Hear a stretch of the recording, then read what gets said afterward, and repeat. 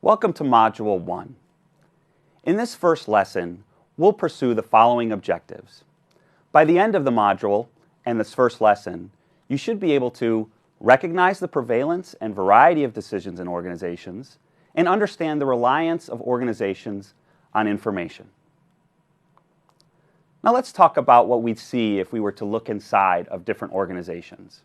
No matter how large or small, no matter if it's for-profit or not-for-profit, and no matter if it's a manufacturer, retailer, or service-based organizations, what we would see in every organization is decisions, and decisions.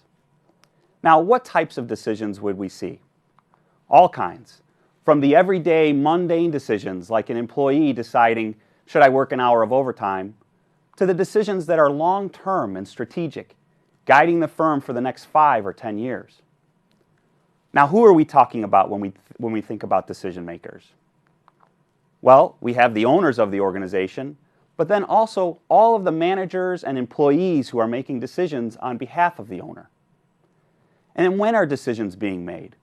Well, in many organizations, there is recurring decisions, stuff that goes on a weekly basis or monthly basis.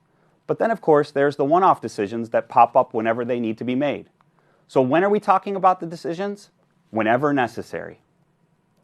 Now, all decisions are different, but if there's one thing that all decisions have in common, it's the need for information.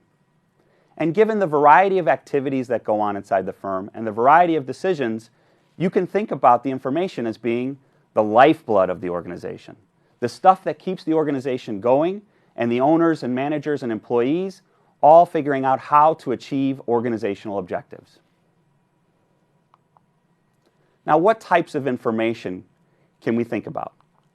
Well, there is financial information, and when we think about the common accounting courses, that's the first thing that comes to mind.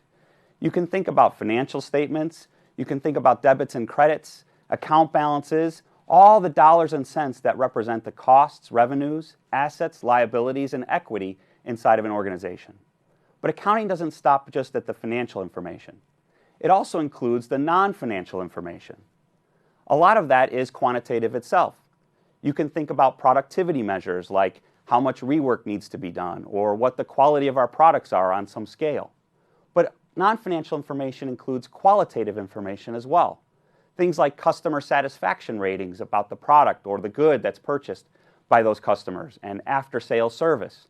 Those ratings are qualitative in the sense that people are very satisfied or somewhat dissatisfied with the organization or the product. So that's just the beginning. But before we move on, why don't we have a quick checkpoint to make sure we're all on the same page?